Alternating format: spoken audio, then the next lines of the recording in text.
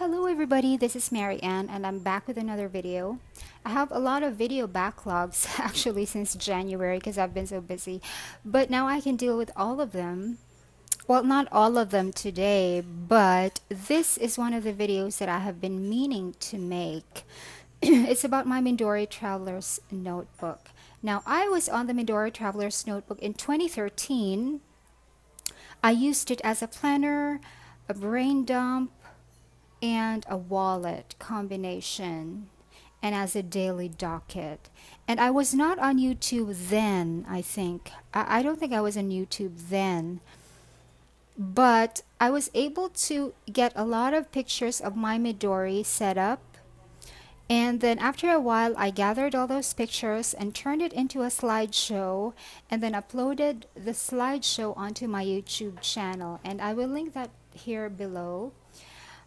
But that was my Midori before. After that, I transferred to the Filofax system and it's been working so well for me, and I think that Filofax system is more appropriate for my planner needs. However, I still use my Midori Traveler's Notebook, and here is a video showing what I use it for. First of all, this is not the actual Midori Traveler's Notebook that you will see in my original video. This is not my original MTN.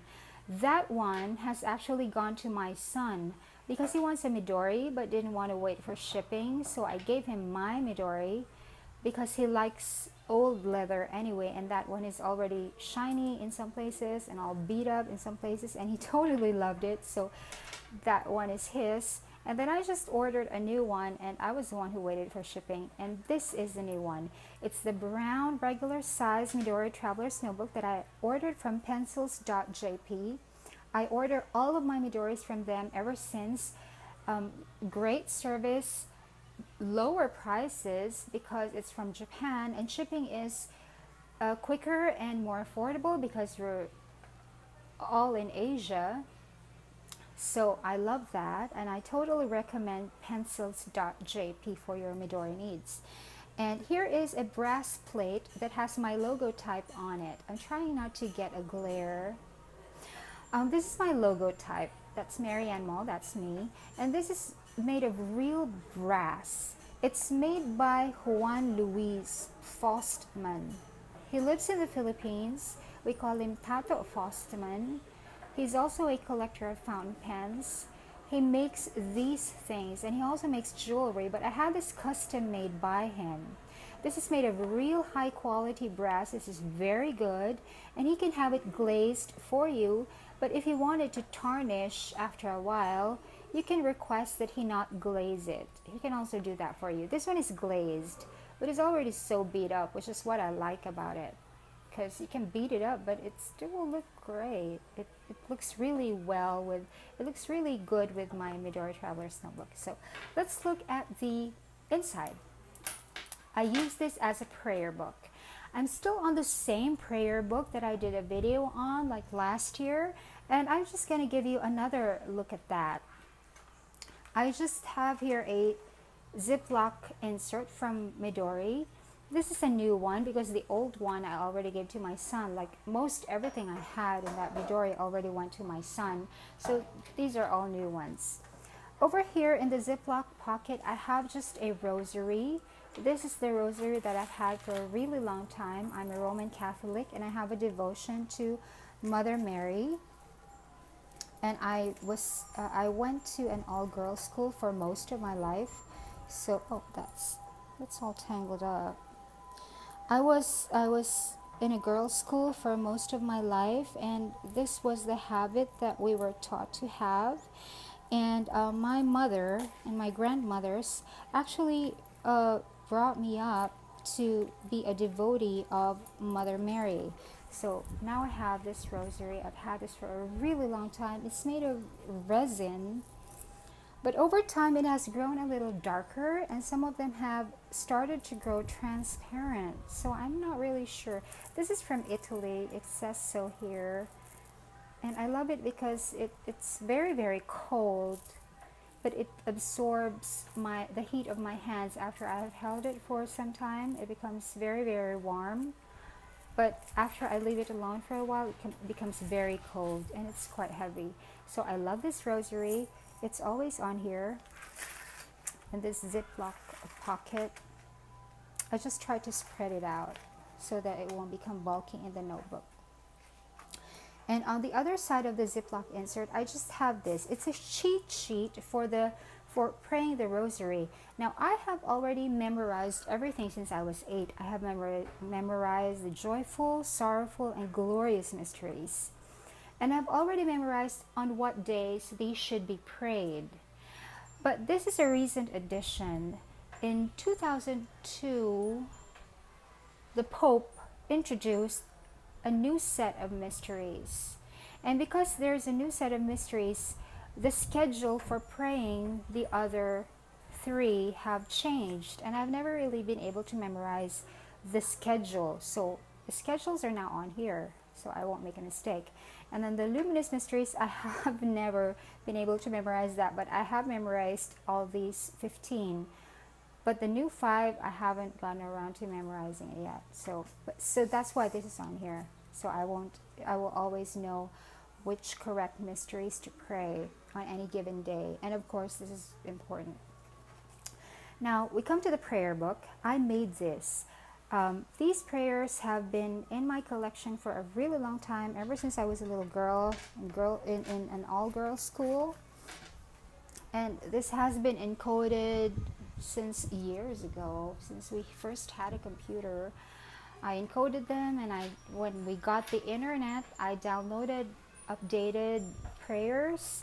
And this is a collection of everything I pray, not every day, but seasonal prayers, devotionals, and certain prayers for certain occasions, occasional prayers.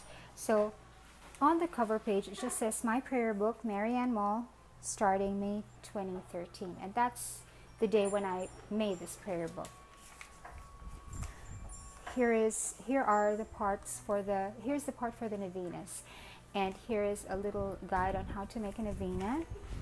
And these are just bookmarks that I made because I don't really like that small one. It's right here. The original bookmark that came with a Midori I just wrapped it on here because I don't really like it. But I made silk ribbons and attached brass charms to them. This one says beautiful, this one says karma. I know the idea of karma is not really Roman Catholic, but I think it's a general term for justice and order, which is also 2 concepts which the Roman Catholic Church espouses. It's pretty much similar to karma, but not the same as karma. They just don't call it karma, but I think it's a good concept to hold on to, that whatever you do, whatever you give out, there will always be a consequence, no matter how long it takes for the consequence to get to you. You will always get what you deserve, That's just what it means.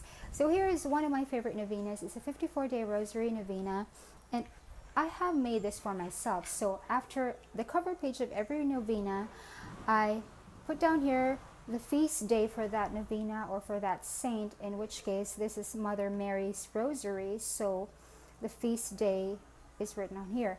And here is a brief history of how the novena came to me.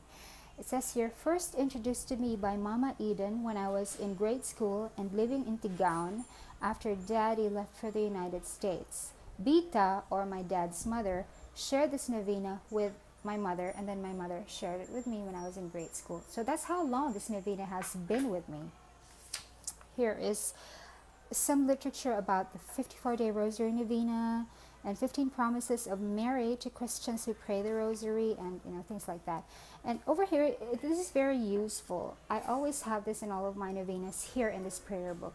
This is a day chart because it's a 54-day rosary novena. You pray the days of petition for 27 days. And those are the 4 mysteries in order. So I just have post-its here in which I write down exactly what day I started and what day I have to pray this, what day I have to pray that, and so on and so forth. So for instance, today is March 7, and if I plan to start praying today I write there March 7, March 8, March 9, March 10, and so on and so forth. And here are the actual prayers.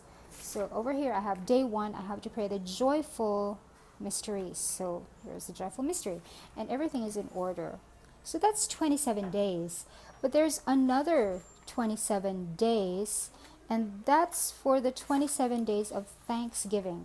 Here is the day chart for that. It's just on the flip side of the days of petition. This one is for the 27 days of Thanksgiving, and the day chart has the same concept. You just continue from here. Just continue from here. There, and you total that's 54 days. And all the prayers are on here, because you keep repeating certain prayers for certain days anyway. And so that I won't get lost, I have that day chart, which is very useful, especially when you're praying more than one novena or one devotional every day. And then the next novena would be, the next novena is the novena to Saint Expeditus. He is the advocate of urgent cases, and he's also invoked against procrastination. Now, this is very interesting. This was first introduced to me in a novena given by my good friend Alice in 2010. So this is a recent addition to my novenas. But it came to me at a certain time in which I wasn't really doing anything at all. I was, just goofing off, putting things off, and there were so many urgent things to deal with, but I just didn't want to deal with them. I was so overwhelmed. And this novena was given to me by Alice, and Alice had no idea what I was going through, but she gave me the novena anyway. So I thought it was a sign, and then I started a devotion. And here's the day chart again. Now, the regular novena is not as complicated as the 54-day Rosary novena. This is the most complicated novena ever. So that's why the day chart is like that. But a novena is actually just a series of prayers for 9 days. That's what the word novena means. So for the rest of the novenas, I just have a 9-day chart. So I write down there the day. And the beauty of having this is that when the novena is through, when I'm done praying on the 9th day, I just take out the post-it and then stick it on my journal. So that's also a memento of the prayers that I have made. So that's Saint Expeditus. And then the next novena is the novena to Saint Rita of Casia. She's the advocate of the impossible, and she's also invoked by battered women and for lost causes. And I first read about her in Ursula Hege's Stones from the River. My first novena to her was given to me by Dr. Rita Arteaga Soriano in 2009, although the novena here is slightly different. Dr. Arteaga Soriano is my psychiatrist. So she gave the novena to me, and then I just kind of liked, I liked better the novena that, the novena that my psychiatrist gave me was abbreviated, but so I put here the unabbreviated version. And then here's something about Saint Rita, and then the symbols. And then I have the day chart again, and here are the prayers for all 9 days. So that's the novena to Saint Rita. And then I have the novena to Our Lady of Penafrancia. She's the patroness of Bicol. And I'm a Bicolana, so every Bicolana prays this. And here's some literature about Our Lady of Penafrancia. Here's the day chart, and here are the prayers for all 9 days. Next is the novena to Our Mother of Perpetual Help. We call her Ina ng Laging Awa in Filipino. That's the novena to Our Mother of Perpetual Help. Now, I have written down a little note here. Our entire school used to pray this every Wednesday when I was in Santa Clara Academy in Tigaon. I first went to that school when I was 7, and I stayed until I was 12. So that's how long ago it was. The whole school used to pray this every day, every Wednesday. We would all walk in a line to the church late every Wednesday afternoon and pray this while on our knees and holding on to very small novena books. So I actually copied this from my little novena book from grade school when I first got a computer, I transferred, I encoded everything into this. And here's the date chart, and here is the novena. And that's the last of the novenas. This is the part for the occasional prayers and other devotions. I have the act of love to our pure and immaculate Mother Mary, the Virgin of Penafrancia. If you can't do the novena for the Lady of Penafrancia, you can have just this one. And then I have another prayer to the Virgin of Penafrancia. And I have the 23rd Psalm when I'm, I'm prone to panic attacks, and when I'm feeling really, really terrified about something that probably doesn't exist. I just pray this. I can't really say that I'm praying. I just read this over and over and over and over again until the terrifying feeling has passed. And sometimes I don't even understand it. I just keep praying it and just keep believing that what I am reading makes sense, and it helps. And then I have the prayer to Saint Michael, the Archangel, to invoke the armor of God. And I like this because this is for soldiers, and I work with the police force of our country. And I always pray this for them. I still work with them. I started working for them in, I think, 2004, 2005. And then I went into government service. It's like administrative work. It's bureaucratic work. But I still continue to do work for them. So when some of my friends and the troops are sent off somewhere, I pray this for them. And then I have the prayer to Saint Benedict. I love this because it comes with a medal. I actually have the medal around my neck right here, but I have reproduced the medal. Oh, I'm trying to take off the necklace. It's around my neck right now. And I actually have the medal right there. Those are the two circles that you see on the page. This is the front and this is the back. And this is the actual medal. This is the front. I hope you can see. Let me just adjust that one. This is the front. And this is the back, and that's the same one that's down there. Now this one just has a very short history about the medal and the prayer, and then you have the oration in the original Latin. Now the first letters of each word is actually what is carved around the back of the medal. That's what the letters stand for. It's the original oration in Latin. And here's the English translation. You supposedly invoke this against the devil. We call him Diablo in the Philippines. The devil or Satan or Lucifer. When you feel that, dark forces that you think is Satan is approaching you, you just invoke this. It helps. And that's it. That's what's in my Midori Traveler's Notebook. Wow. I've never thought of explaining my prayer book and my devotions that way, but I just thought I'd share this with you.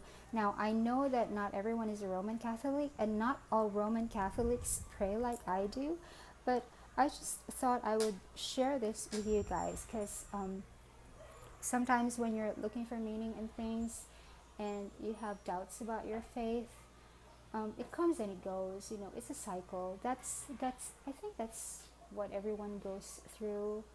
Or if not everyone, a lot of people go through a cycle of doubt and faith, but you always go back to faith. And that's why I have kept this as my prayer book. And by the way, around my neck I always carry this. This is stainless steel, and this is white gold. This necklace is a gift from my mother, and this is a gold necklace that I bought for myself. I have here a small crucifix that's in gold, and here is the pendant that goes with whatever earrings or ring that I am wearing at the moment. It just so happens that I'm wearing this aquamarine on gold every day, and it has a matching earrings and ring, and that's what I use every day. But if I use a different jewelry set for the day, I replace this with that if it's in gold. If it's in silver, I use a silver chain and use that together with this chain with a Saint Benedict medal. This is the one that never really changes. and I hardly ever take them off. I wear them even when I'm in the shower or in the pool, because these are real gold, and stainless steel doesn't stain. So that's it. That's my prayer book and my necklaces. So I hope I was able to share something meaningful to you guys. But until next time, thank you so much for watching. This is Mary Ann. I'll see you again soon. Bye.